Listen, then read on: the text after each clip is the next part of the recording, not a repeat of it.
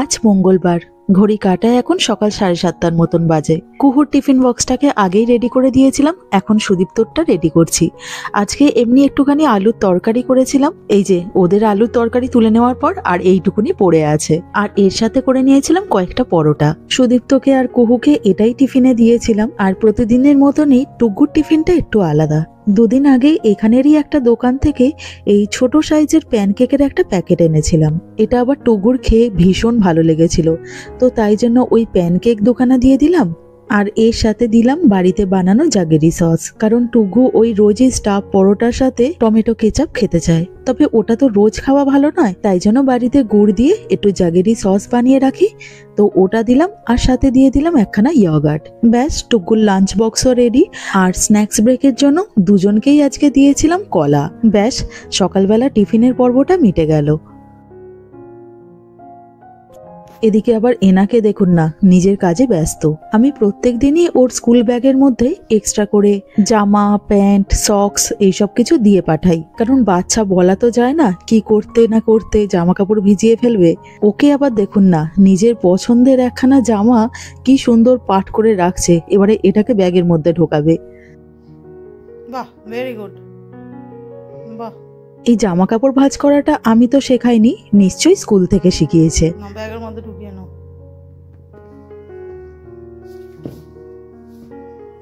টুকু এমনিতেই ছোট থেকে নিজের কাজ নিজে করতে ভীষণ পছন্দ করে, তাছাড়া এসব জিনিসগুলো ওদের স্কুল থেকেও শেখানো হয়।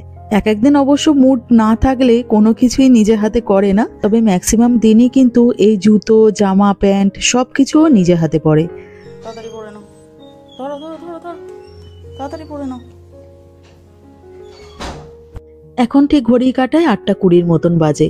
একটু দেরি করেও স্কুলেতে বেরোলে হয়, তবে টুকু এখন রাস্তায় যেতে যেতে কোথায় একটুখানি জল দেখে দাঁড়িয়ে পড়বে, কোথায় ট্রেন দেখে দাঁড়িয়ে পড়বে, তাই প্রতিদিনই হাতে টাইম নিয়ে বেরোই। টুকুকে স্কুলেতে দিয়ে এসে তারপর চা খেয়ে এই এখন একটুখানি বসলাম। আর প্রত্যেক দিনই আমি টুকুকে স্কুলেতে নিয়ে যাই বা নিয়েও আসি, আর আসার সময়তে কুহুকেও সঙ্গে করে নিয়ে চলে আসি। আর সুদীপ তো যায় কুহুকে স্কুলেতে দিতে, মানে পুরোটা যায় না, ওই বাসাতে খালি তুলে দিয়ে আসে। একাই স্কুলে যায় বা স্কুল থেকে বাড়ি ফেরে। মানে আমাদের দেশে সাধারণত আমরা মানে খুব কম বাচ্চারাই এরকম হয় যে একা একা বাসাতে করে স্কুলেতে যায়, মানে স্কুল বাস ছাড়া এমনি নর্মাল পাবলিক ট্রান্সপোর্টে একা একা ট্রাভেল করে, এরকম একটুখানি কমই হয়। আমি নিজেও যেরকম কুহুকে কোনোদিনই ছাড়তাম না একা একা।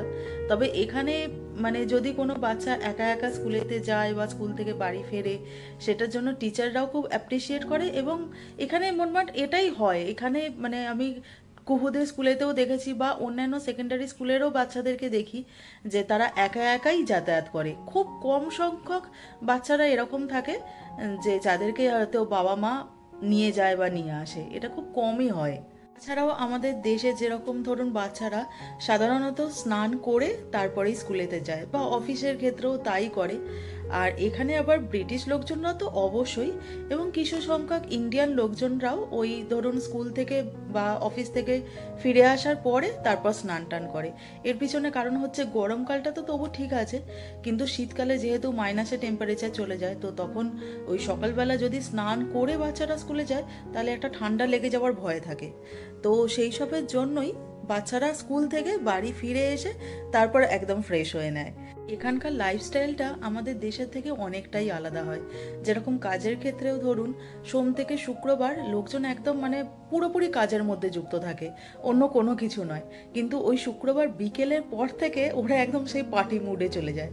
মানে শুক্রবার বিকেলে বা শনিবার মানে সারা রাত ধরে এখানে লোকজন একদম পুরোপুরি পার্টি মুডে থাকে।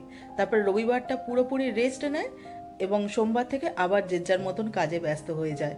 আর এখানে আমরা যেখানে থাকি মানে ম্যানচেস্টারের নাইট লাইফ তো একদম বিখ্যাত, তো তাই জন্য আমরা চেষ্টা করি উইকেন্ডে খুব বেশি রাতের দিকে মানে কোথাও যাতায়াতটা একটুখানি অ্যাভয়েড করারই চেষ্টা করি। দেখে আমি অবাক হয়ে যাই যে এখানে লোকজন না ঘুম থেকে উঠে থেকেই মানে একদম ফিটফাট হয়ে রেডি হয়ে থাকে। সে বাইরে বেরোলো কি না বেরোলো বা হয়তো কাছে পিঠে কোথাও গেল, সে যাই হোক না কেন মানে একদম সবসময় পরিপাটি করে ড্রেস আপ করে থাকে। মানে আমরা তো এমনি ধরুন সাধারণভাবে হয়তো কোনো একটা জগিং প্যান্ট পরে নিলাম, একটা গেঞ্জি পরে নিলাম বা জামা পরে নিলাম, মানে যাই হোক এমনি নর্মালভাবেই বেরিয়ে যায়। কিন্তু এখানকার লোকজন মানে একদম পরিপাটিভাবে থাকে। মানে মানে ওদেরকে দেখে না মনে হয়, বিশেষ করে ইয়াং জেনারেশনটা, মানে ওদেরকে সব সময়তেই দেখে যেন মনে হয় যে মানে কোনো ভালো জায়গাতে কোথাও যাচ্ছে বা যাই হোক কিছু, মানে অফিসে গেল তো সেখানেও সেই রকম ড্রেস আপ করে, মানে সব সময়তে।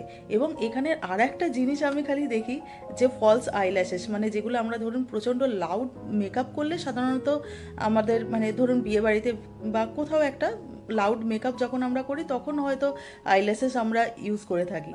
এখানে মোটামুটি লোকজন যদি বাজার করতে যায় বা ধরুন বাচ্চাদেরকে স্কুল থেকে নিয়ে আসতে যাচ্ছে, মানে লোকজন যে কি পরিমাণে লোকজনরা ফলস আইল্যাশেস ইউজ করে, মানে সেটা আমি দেখে সত্যি অবাক হয়ে যাই। আর একটা জিনিস হচ্ছে এখানকার লোকজনরা না প্রচণ্ড নিজেদেরকে ফিট রাখার চেষ্টা করে। তার কারণ হচ্ছে এখানে এনএইচএসে বা জিপিতে আর কি ফ্রিতে ডাক্তার দেখানোই যায়, কিন্তু সেই ডাক্তারের অ্যাপয়েন্টমেন্ট পাওয়াটা হচ্ছে খুব কষ্টসাধ্য ব্যাপার। তবু বাচ্চাদের ক্ষেত্রে বা বড়দের ক্ষেত্রে সঙ্গে সঙ্গে অ্যাপয়েন্টমেন্টটা পাওয়া যায়, কিন্তু বড় মানে আমাদের মতন আমাদের এজে অ্যাপয়েন্টমেন্ট পাওয়াটা হচ্ছে খুব সমস্যার। যেমন সুদীপ্তর কিছু মাস আগে পায়ে খুব প্রবলেম হয়েছিল, তো এমনি জিপিতে দেখিয়েছিল। তো দেখাবার পরে বলেছিল যে কোনো একটা স্পেশালিস্টকে দেখাতে। ও বাবা, সেই বোধহয় 5-6 মাস হয়ে গেল, এখনো পর্যন্ত ওর অ্যাপয়েন্টমেন্ট আসেনি, পায়ের ব্যথা ঠিক হয়ে গেছে। তো এখানে এই হচ্ছে একটা সমস্যা। আর এমনি প্রাইভেটে ডাক্তার দেখানোই যেতে পারে, সেখানে কিছুটা টাকা খরচা হয়।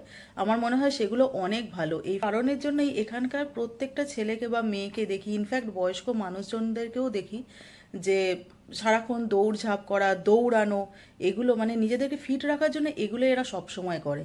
কিছু কিছু জিনিস এখানে কিন্তু অনেকটাই মানে আমাদের দেশের থেকে আলাদা। বা ধরুন আমাদের দেশে যেরকম মানে পাব আছে, কিন্তু তার পরিমাণ অনেক বেশি নয়। আর এখানে হচ্ছে এমনি সাধারণ যে রেস্টুরেন্ট তার থেকে কিন্তু পাবের সংখ্যা হচ্ছে বেশি। আর বিশেষ করে কিছু কিছু জায়গা তো এমন আছে যেখানে খাওয়া দাওয়ার পাওয়াই যায় না, শুধুমাত্র ড্রিঙ্কস পাওয়া যায়। আর আরও একটা ব্যাপার হচ্ছে যে মানে আমাদের কলকাতার দিকে সাধারণত আমি দেখেছি যে মোটামুটি একটা টাইমের পর থেকে মানে সারাটা দিনই রেস্টুরেন্টগুলোতে খাবার দাবার পাওয়া যায়। কিন্তু এখানে না আমরা যখনই বাইরে ঘাটে বাচ্চা কাচ্চাকে নিয়ে যাই, বাড়ি থেকে অবশ্যই করে খাবার দাবার সঙ্গে করে নিয়ে যাই। তার কারণ হচ্ছে সিটি সেন্টার এরিয়াগুলো তো তবু ঠিক আছে, কিন্তু একটু ভেতরের দিকে যদি আমরা চলে যাই তো তাহলে পরে ওই মোটামুটি 2:30 পর্যন্ত দোকানপাটগুলো খোলা থাকে, যেখানে কিছু খাবার দাবার পাওয়া যায়। আবার সব খাবার আমরা খেতেও পারি না, সেটাও একটা ব্যাপার থাকে। তারপরে আবার সেই বিকেল 5:30 বা 5টার পরে আবার দোকানপাট খুলে। তো মাঝখানে যদি কারোর কোনো কিছু খাবার ইচ্ছা হয়, যে লাঞ্চ টাইম হয়তো কারোর একটুখানি পার করে গেছে, তো মাঝখানে আর সে কোনো কিছু খাবার দাবার পাবে না, যদি সে একটু ভেতরের দিকে কোথাও ট্রাভেল করে। তো এগুলো হচ্ছে এখানকার একটুখানি সমস্যা। তো তাই জন্য আমরা যখনই কোথাও বাইরে ঘাটে যাই বাচ্চা কাচ্চাদের জন্য সব অবশ্যই করে মানে খাবার দাবারটাকে সঙ্গে করে রেখে দিই, না হলে কিন্তু ভীষণ প্রবলেমের মধ্যে পড়তে হয়। তো এই কিছু কিছু আর কি জিনিস আমাদের দেশের থেকে এখানে অনেকটাই আলাদা।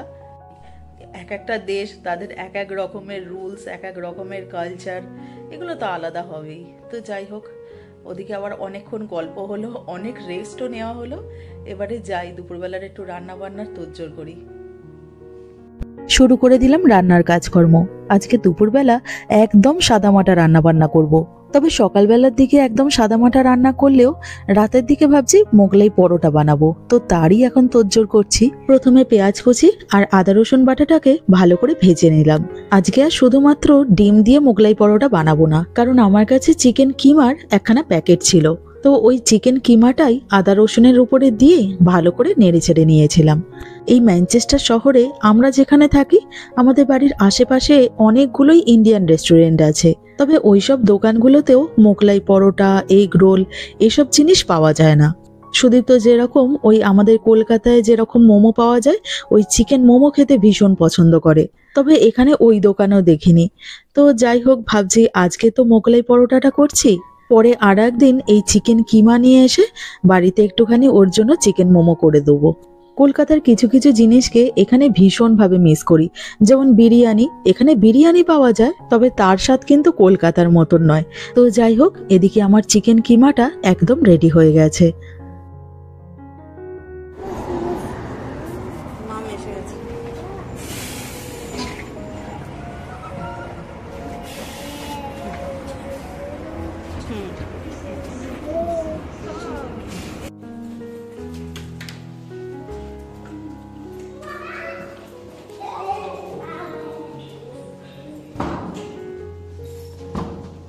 বাচ্চাদেরকে স্কুল থেকে নিয়ে ফিরে পড়েছি, ওদের স্নানও হয়ে গেছে, আর এখন আমাদের দুপুরবেলার খাবারটা বেড়ে ফেললাম। আজকে তো আগেই বললাম একদম দুপুরবেলা সাদামাটা খাবার।